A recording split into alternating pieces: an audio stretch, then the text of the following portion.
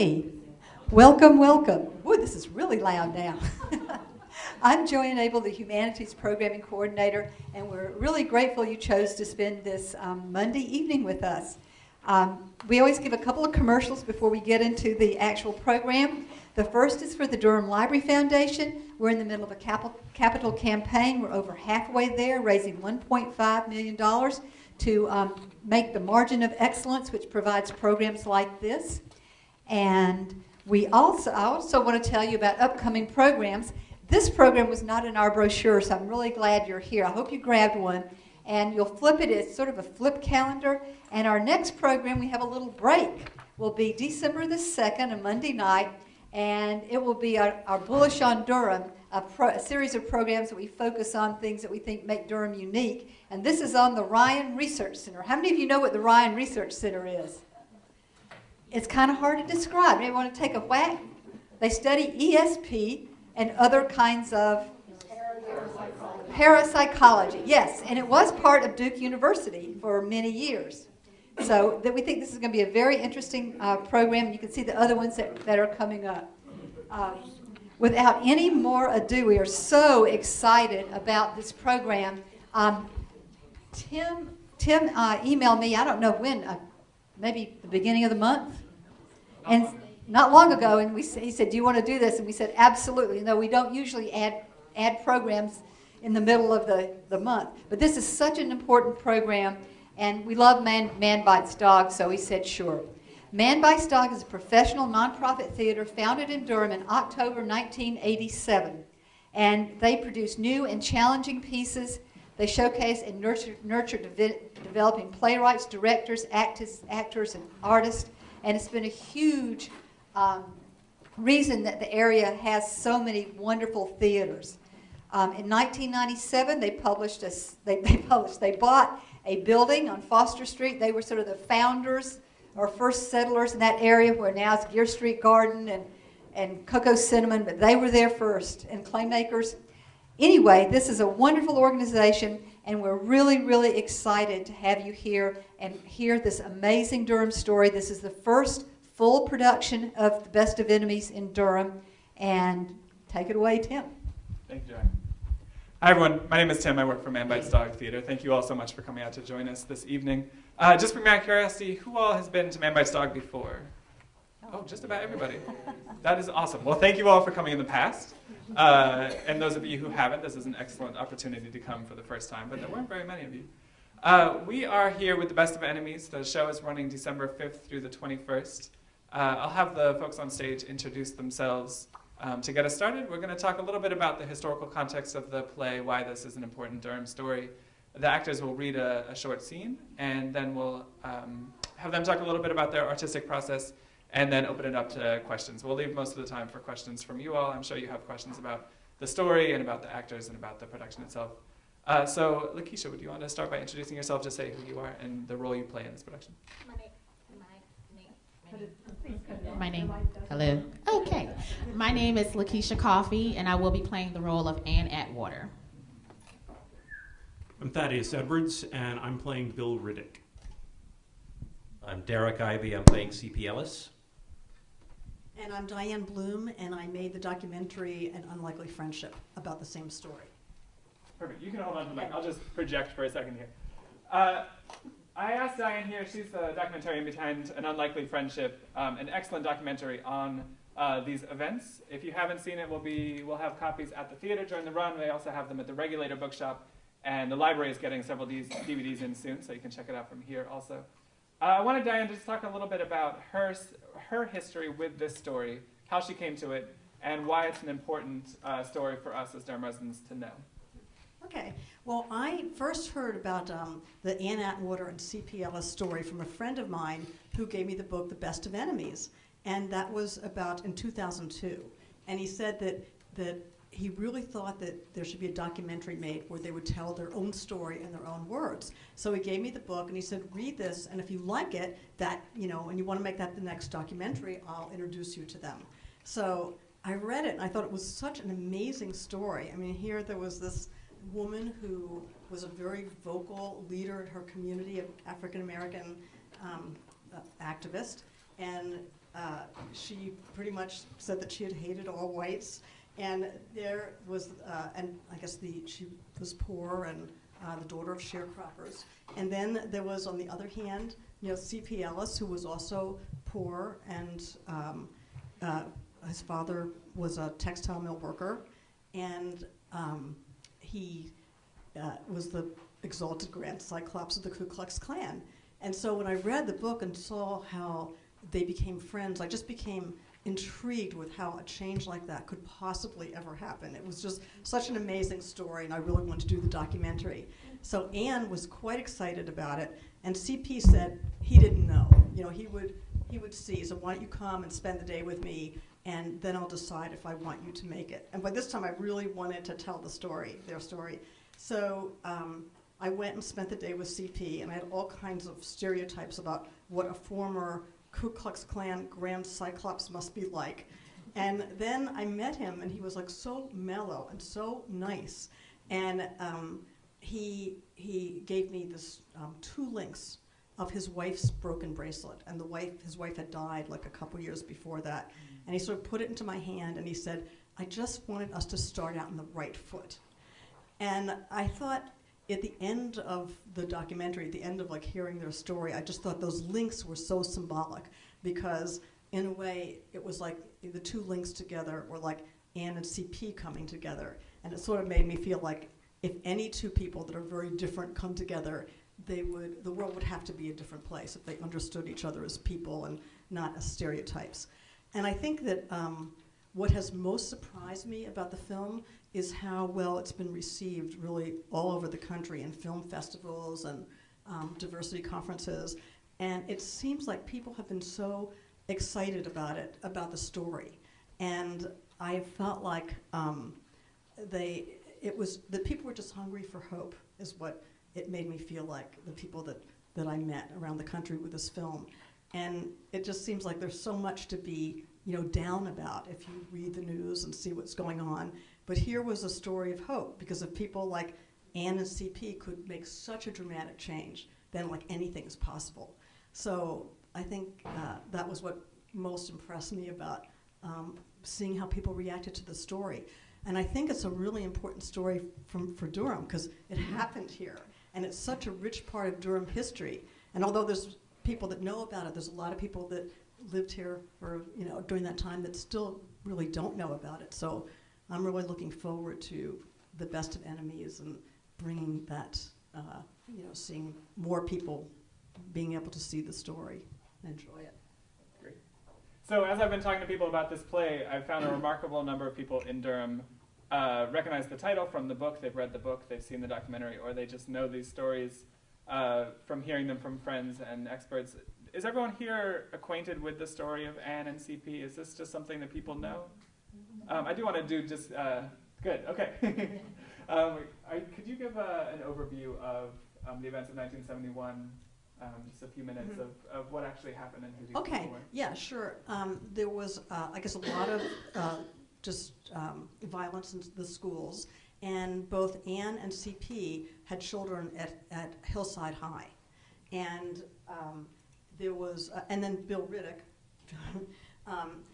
had come to Durham, and he was going to make a 10-day-long community meeting, a charrette, he called it, to try to have people come for 10 days, day and night, and try to resolve the problem of violence in the schools. And he wanted to find 2 people to help lead this charrette. And he found Ann, and then he heard about CP, and he just felt like they would be people that would be bringing their own communities into the school, the charrette meeting, to help solve it. So essentially, that was what happened. It went on for 10 days and 10 nights, and by the end, Ann and CP had shared their feelings and shared their hearts with each other, and realized that it wasn't about color, it wasn't about race, it was about, that both of their children were poor, and both of their children were oppressed and not treated well in the schools, and they cried together, and they formed a lifelong bond, really until CP died a few years ago. They were like family. And as a matter of fact, when he died, Ann spoke at his funeral, and it was just for, I think she really conducted the sermon, and it was just for family. So it was just an amazing story, transformation. Great, thank you. Actors, do you, could I start with Lakeisha? Could you just talk a little bit about, sorry, I'll back up so everyone can hear me. Can you talk a little bit about who you were playing, Ann Atwater, and what it's been like to approach that experience? And also, you met Ann a few days ago. I did. I met Ann last Tuesday. We went out and we visited, and we talked a little bit about, her and what it was like for her during that time for the charrette. It's been an interesting process because this is the first time I've ever had to portray a character who's local, who's well known, and who's still living. So it's a big responsibility to make sure I do it right. It's a big responsibility on us as the cast to make sure that we tell the story the right way, especially since this is a Durham story. It's been a really good rehearsal process thus far. We've got excellent directors, excellent coaches to make sure that we're authentic to what it is that we present. Thank you. Sorry, I'm trying to make this one. Thaddeus, you want to talk a little bit? You met Bill Riddick a couple days ago also, right? He came to rehearsal. I did. I met him just yesterday. Okay. And it was it was a really great experience. Just getting to know him, getting to be in the room with him. I met him and his wife, and they are they are just like a great little couple. Like they've got great energy together. But it was really helpful, really illuminating, and in a way just very freeing to be able to meet him. Like Lakeisha says, there's a fair amount of pressure in portraying someone who is an actual person, still alive, someone that you can still have access to. But in meeting him, I was able to separate him that was sitting across the table from me from the one that is on the page, and to allow him to sort of coach me based on his memories and allow that to inform my performance as opposed to, trying to do like an impression of him, for the length of the performance. But it was really excellent to get to meet him, to get to talk to him about, what happened before and after some of the events that are portrayed in the play. Like what was actually going through his mind, like when he was sitting at the table, when he was meeting, CP and Ann, and how he actually felt, what was going on in his life outside of what's on the page. It was a really, really fantastic experience. Thank you. Awesome. Derek, Derek wrote a beautiful piece that will be published in the Durham News on December 1st about the experience of rehearsing to become CP Ellis. Would you talk a little bit about what you wrote about there? I don't want to put you too much on the spot. No, that's okay. Obviously, I wasn't able to meet CP. He's passed away.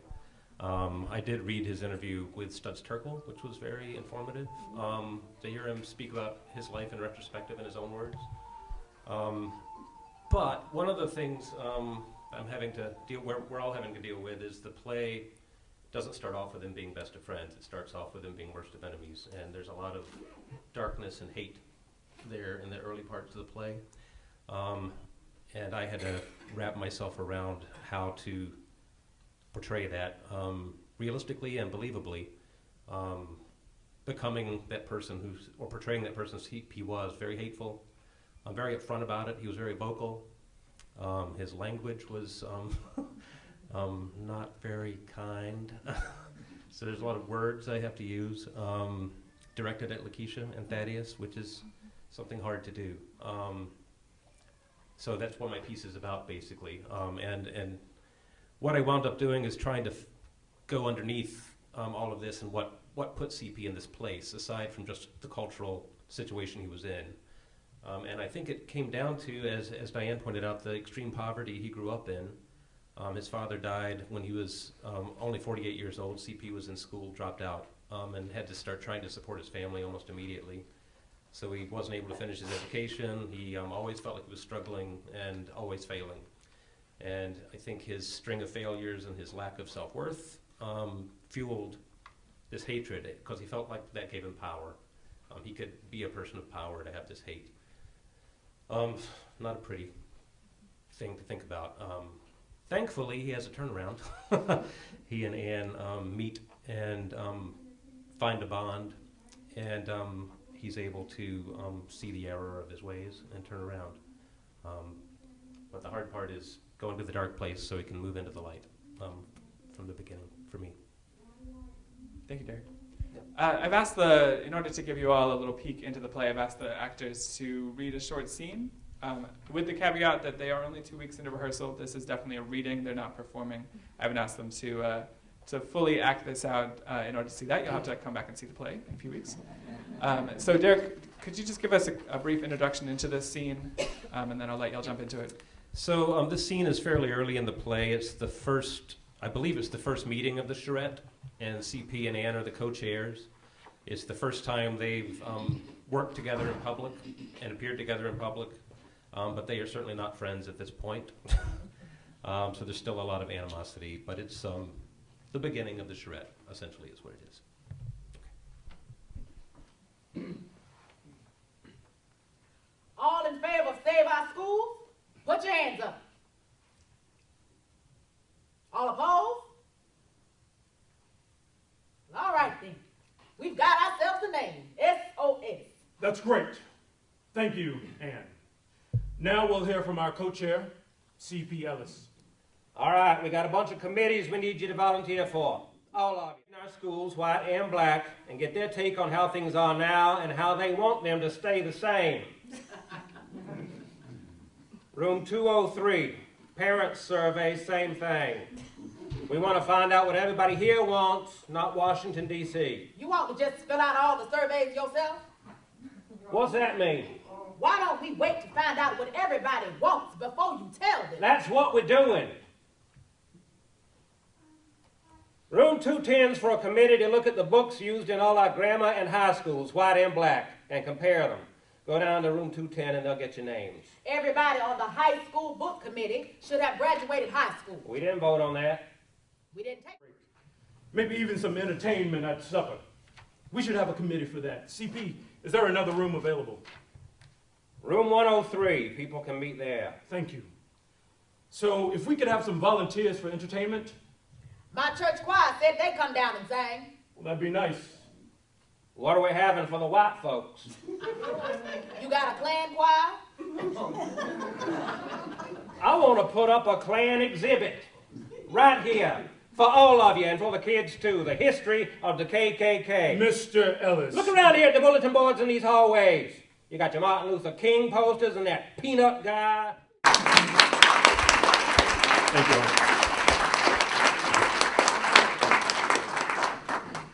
So there's a lot more that we could talk about, but I wanted to open it up now to you all to see what questions you had about the story, about the, I see a hand already. I'll bring you the mics as you raise your hands. No, I'm loud.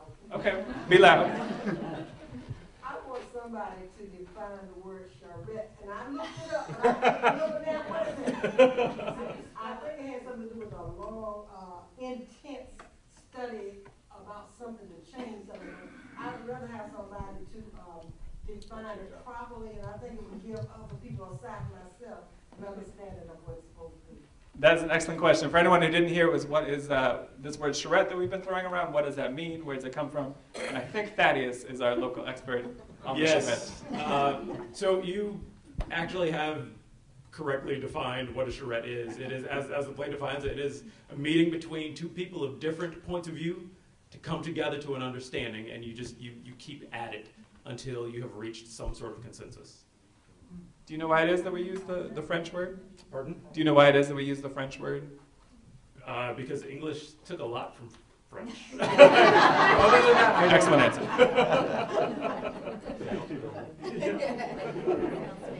Other questions? You want? I will expand upon that. How often does anybody know that term is used? You know, I was unfamiliar with it. I never heard it. And I think I pride myself on my vocabulary, but that was not in it. I was wondering, has anybody used it before or since much? Yeah. do you have an answer?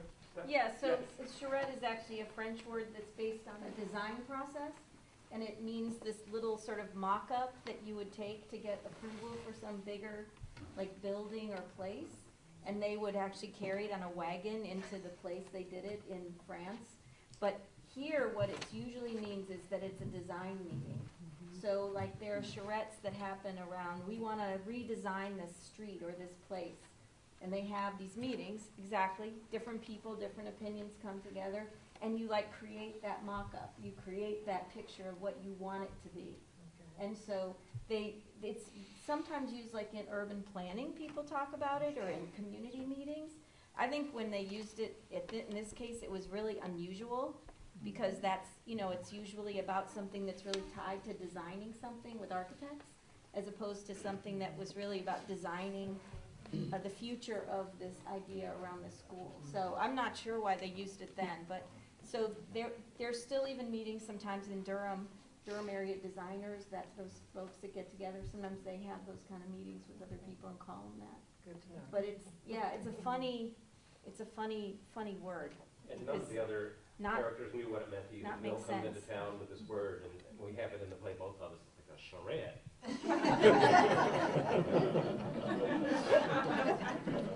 Thanks so much for that answer. We had a question here, and then we'll go to the next one just behind you. We moved to Durham 3 years ago, and the first summer we were here, my sister and her husband were in the Berkshires, and she called me to tell me that she had seen this fantastic play that was about the desegregation of the Durham school system, and she just raved about it. And so I asked around, because I figured it must have been shown here, and it never had. So when I got the email about this program, I was just delighted, because I've been looking forward for 3 years to seeing this show. Yeah, it's amazing. The play, this is a very Durham story, but it received its first full production in a theater in rural Massachusetts. The playwright lived up there. The theater commissioned it from the playwright. He had read the book. And so that's why it happened up there. It's also had a performance in New Jersey, but this is its first time that it will be seen fully in Durham. It had a reading at the Hayti Heritage Center, and this is its first full production. But yeah. Did the playwright meet the actors? Meet Ann and CP before he wrote it? And I don't know offhand, but I believe he did. He's met Ann. I don't know about CP. Because Ann went up there, right, to see. Oh, Yeah, right, Ann of saw course. it. She was at the premiere of the play. I'm not sure if he met her before he wrote it or after, but he had an opportunity to meet her. What did she think about it? She loves it. When we met last week, I asked her how did it feel to actually have it in Durham now. And she was like, I'm excited. I can't wait. It should have started here. And it's my understanding that she's looking forward to when it goes to Broadway. As are we all. There was another question just behind.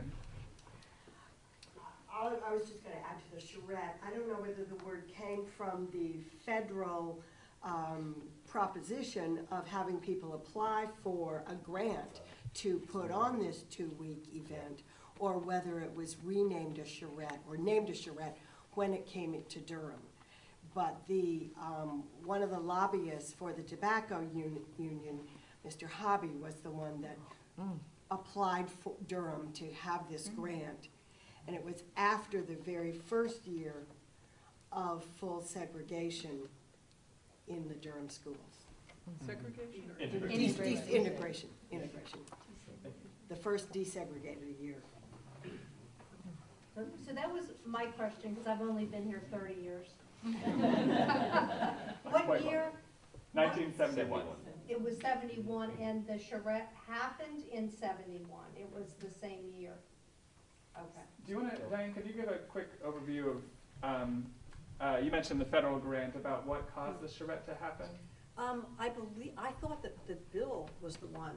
I thought that Bill was the one that wrote or was in on part of the writing of the grant. Lou, do you know? I don't know. Yeah, and Bill had said that the charrette was usually an architectural and design term, but when it came to this country, it was more like a problem-solving tool. And so he thought, and I guess along with some others, that it would be a great tool to solve community problems too, because it was a kind of process where you put everybody in the room and closed the door and said, don't come out until you've got the solution. So it was people solving their own problems. So, Great, thank you. yeah. Other questions from the audience? Yeah, just here. Maybe more of a comment, because I'm from Durham. I was 3 when I moved here, I guess in 1962. And so I was trying to, I guess I lived a very sheltered life, grew up poor on the West End on Gaddis Street, and I went to Hillside, but I knew nothing about this. So it was kind of hard to explain how I feel, you know, learning history of Durham and history of things way after the fact. And maybe, you know, maybe my family, like I said, just kept me sheltered. So it's very interesting to learn, and I want to know, you know, after this event happened, maybe did it resolve some things? Like I said, I went to Hillside, and I guess one of the things back then, before the city and county schools merged, that Hillside was still like maybe 90-something% black, and every school I went to was. So I didn't know about the, you know, the racial problems. I recall when I was getting ready to go to middle school, and I was supposed to, when they talked about integration, I was supposed to go to the white school, but then my family just happened to move, and I ended up going to Holloway Street, that, you know, maybe it was maybe 15-20% white. But like I said, it's just very interesting to hear all of this, and I wanted to know what, you know, what became of the meetings and afterwards. Yeah, the main outcome we've talked about is the fact that C.P. Ellis and Ann Atwater became allies and friends.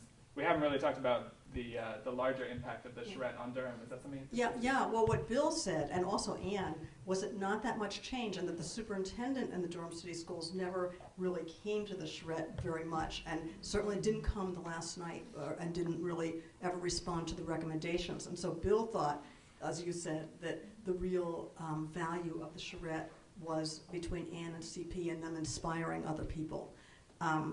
I think that the schools merged, the city and county school merger began to go through right after the charrette, so it made a lot of the recommendations not viable. Yeah, it seemed like it was later because, again, like I said, it was just, the high schools were just Hillside and Durham High.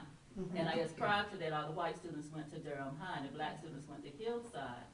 And what I recall happening, and you know, what people have discussed, is a lot of the white people moved to the county so that they wouldn't have to go to have the schools integrated here, which again left most of the high schools mostly black. One of the things that's fascinating is to take a look at the yearbooks, both of Durham High and of Hillside High School, that are upstairs in the North Carolina room, because then you can see what the composition of the high schools were. And by the time 1972-73, the Phi Beta Kappa, the Honor Society at Hillside High School was almost 50% black and 50% white, like 20. But it was almost 50% for that honor society for the third year of integrated schools. Yeah, I'd like to add, I also grew up in Durham and went to Durham High in the 10th grade, and then Hillside was one of the first white kids there in '71. And I think then it was maybe 70% black, 30% white. And then the next couple of years, it probably stayed about the same ratio, and then, you know, the sort of the turning of the tide happened with that. But just on a personal note, I couldn't wait to go to Hillside because they had a tennis team. That's, I mean, Durham High paved over their tennis courts to make the teachers' parking lot, and I was, you know, wanted to play tennis, and I knew the principal and the coaches at Hillside, and that's, you know, so I have a very, very good experience of those first days in the 11th and the 12th grade at Hillside. We want to hear from you. Do you mind if I just ask you, so you were at Hillside in 1971. Yes. Do you remember being aware at the time of this happening? That was the second, and I too led a sheltered life. No, I was not aware. You know, again, I was aware because a lot of my friends were complaining about having to go to Hillside. For me, it was a positive thing because I wanted to go there because I wanted to be on a tennis team. There were bomb scares, maybe some fights in the halls, but I don't remember it as a violent time. So you sort of see what you choose to see sometimes. Yeah. But my experience with Hillside was very, very positive. Thank you. The question is across here. I find this very interesting because I'm from Los Angeles, California originally, and I remember this story, I think it's either in the LA Times or the LA Sentinel. So I understand now that it happened here in Durham, which is amazing to me because I just remember that photo that they show. I remember seeing that photo, and I had my first child in 1970, and I thought, wow, you know, hopefully this is the world she can look forward to, you know. So now that I'm here in Durham, I have a grandson who goes to Hillside High. I really find it fascinating and look forward to seeing the play. But what I'd like to know is approximately when the story came out. Was it in 71 or was it later? How do you mean? The story of the friendship that was publicized. That's true. Do you know at what point it became such a well-known story that Ann and CP have become close? Is that something that's come up in? Go ahead. Did you? They were on the Today Show in the fall. Of 1971? And then they toured other places. There was a lot of newspaper articles and I think local TV after the last night of the charrette where he said he would tear up his Klan card. So I guess they got some local press then and traveled around a little bit. Like in New York, it was on TV. Wow. Other questions? Yeah, just in the front. I have two questions. One is for Thaddeus, if you could share a little bit more about the character that you play and where he was coming from. And the second is more for you or the theater about if there'll be other opportunities for people to share their experience in high school or just the local, to share about local history. Yeah. So Bill was born and raised in Hartford County, North Carolina. He's a North Carolina native, and his father was a sharecropper, and his mother she cleaned house for a white family. And he went to NC State. Although in the play it says that he went to UNC, but that's artistic license. I asked him about it. I thought that was really odd. But he studied, it was like social work and some, counseling and everything, and that was his background, and that was the background that he took into the lead up to this process. He had worked on several other little campaigns, other sort of public actions before this, and he actually got to choose to come to Durham to work with the schools because he sort of felt that this was going to be something. It sounded like a challenge. He felt really invincible at the time, that he had all of these skills, that he felt just like really empowered and able to come to Durham and be faced with this impossible task, and he knew that he was going to be able to do it. He didn't know how hard it was going to be, but he knew that that he was going to be able to come in and do it. He also came in expecting a lot of support, a lot of administrative support, and that was not the case when he actually got here. So he found himself with sort of at the end of his rope by the time he was introduced to Ann and CP, and they were sort of like the last people that he was able to sort of pin down and get to participate, because all of his other support had dissipated as soon as he got here. So. And Bill has also said that he became sort of famous after the charrette, and that made his career. That he got all kinds of calls to do charrettes after that. And he also, I think he did one in Durham too, in Charlotte also, but I never heard anything about how that went. I didn't ask him about Yeah. I think he had proposed 2 sites, Durham and Charlotte. And he was how old at this point? I don't know exactly, but he was very young. Yeah, he was he had just he and his wife had just been married for like maybe 3 years at that point. The kids had I don't remember exactly, but like early 20s at this point. Yeah, early to mid 20s. I just looked him up in the book and it says 33. 33? Early 30s is what he meant to say. I'll clarify. You must be getting old yourself. When we first found and interviewed Bill, so it was like 26 years after they had met or something, and he basically had not seen Ann or CP or contacted them in that whole time. You know, it was amazing because it was a job, and he went on to other things, and then he looked back and said he wished he had stayed involved with them, and he thought, the 3 of them could have really gotten a lot done in Durham. So, but it was a great reunion when he met them again. Does the play or the documentary touch on the other things that would be surrounding this story that was going on in Durham? I mean, does it talk about, like at one time Durham was known as the Black Wall Street, and then when the highway came through, when they felt like that separated and got rid of all the black businesses in the Hayti area? The documentary just touches on some of that, but mostly it focuses on the relationship in the charrette. How about the play? The play pretty much focuses on the relationship between the 3 characters. And something we touched on a little bit, for those of you who know the story and know exactly what happened, there are some theatrical licenses taken, and we constantly find things that are in the play that didn't exactly happen the way they are in the play. But taking a story of the scope and condensing it down into a 90-minute production,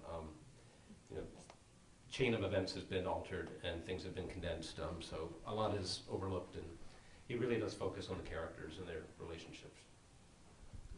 I talked to Bill Reddick. He said he loved the play, but that you should definitely watch the documentary too. Good to know. Fills in a couple things. Other questions? Do you have plans to do it for high school audiences?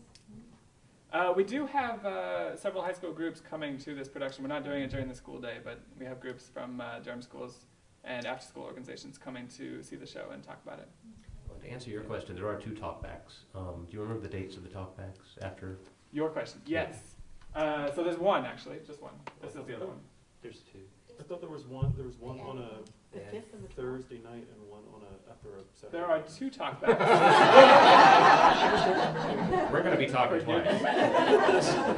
I'm only doing one of them. The other. There's one on Thursday, December 12th. That is with a student group that's coming. There's also one on Sunday, December 15th. That's going to be with some local experts to talk about the historical context of the play. So that'll answer some more of these questions about what else was happening in Durham at that point. I think you have touched on something that there are people in Durham who would be interested in sharing more of their personal stories, and I think you might find something in the lobby about that once I figure out what that could be. Thank you. I think I saw a hand just ago. Yeah? What was the name of that documentary again? An unlikely friendship. That will be available in the library, the theater, and the Regulator Bookshop. Okay. Was there another one? Yes? Yeah. My kindergartner goes to Cape Co, and there's supposed to be a centennial commemoration happening around now. There's actually, it's a little mysterious when EKPO started as a school, not the name EKPO. Anyway, and I've been trying to research school integration in Durham, and elementary schools especially, and I can't find anything. And it sounds like I need to go to the night with the historical talkback thing, but I was just wondering if you all know more about that. The library has on Microfiche all the school board minutes, and that might be a place to start looking. And then I would also suggest you look in the newspapers, which we also have indexed and on Microfiche here. And some of them are, and the Carolina Times is actually digitized, and you can search it by keyword. Wow.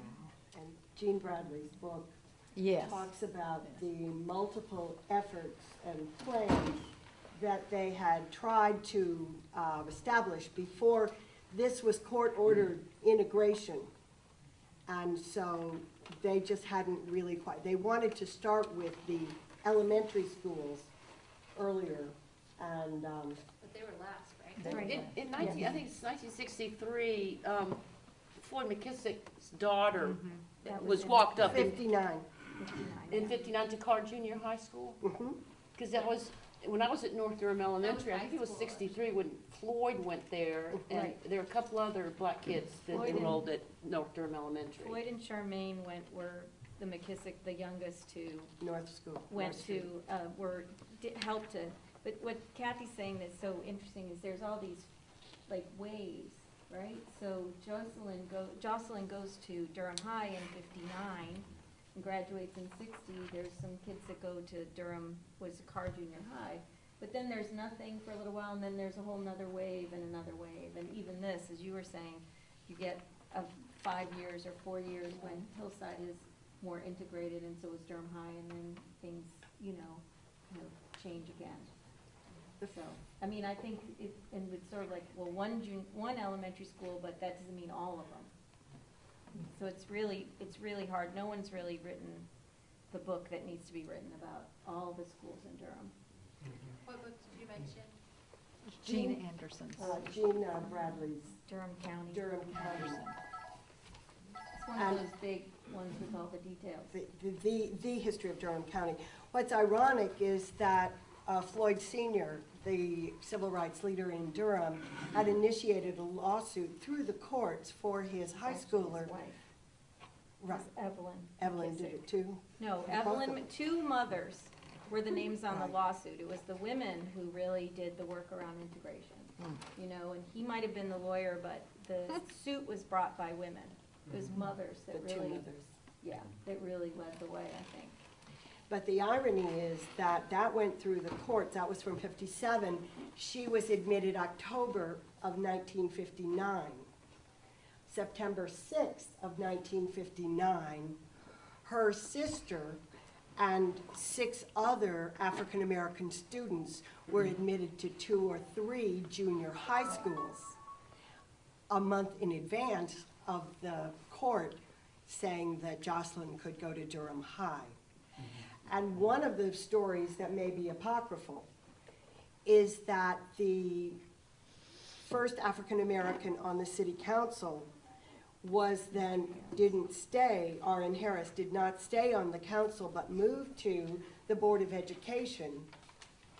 And at some point, it became clear that there had been efforts by black families to petition for their individual students to go to white schools, which is what the law was. But none had been taken care of or admitted until 1959. And that's why the 8 middle school students were admitted in a group. And after that, it was token integration. The parent had to apply to the school board for the child to go to the school so that the academics would be in line with the classroom. And we see this as still very much in process 12 years later when the stories of this play are talked about. I'm conscious of time. Is there one more question? Yeah. I have a comment. Sure. I came here to see a play. But I'm thankful for the education. And it appears to be that whatever the high person is of the play is missing a steering board. These people here that actually knows the history and the background that can define down to dates and names. That is very true. We have a well-educated And it also, I'd just like to make this statement as well, that just to sit in the midst of a conversation like this pertaining to something of that nature just makes me feel good, because a lot of people feel negative about racial black and white. But I feel that we are not where we're supposed to be yet. But I also realize that we have come a long ways, and that even this play, to me, should mean more to Durham people, originally Durham people, then it's publicized. Because from what I've just heard from sitting here, it explains a whole lot. more than the play, probably, but I do want to see the play. Well, I hope that you all will take what you learned here today and publicize out to your friends. The show runs December 5th through the 21st. That's in just about 3 weeks. All the information is on the postcard that you found on your seat. I'll just point out, we are having a benefit for Ann Atwater on Friday, December 6th. Tickets are $25. All that money will be donated to her to help with her living expenses. So we hope to see you at the play. Thank you all so much for coming. Thank you to our actors and Diane Bloom for being here. Thank you.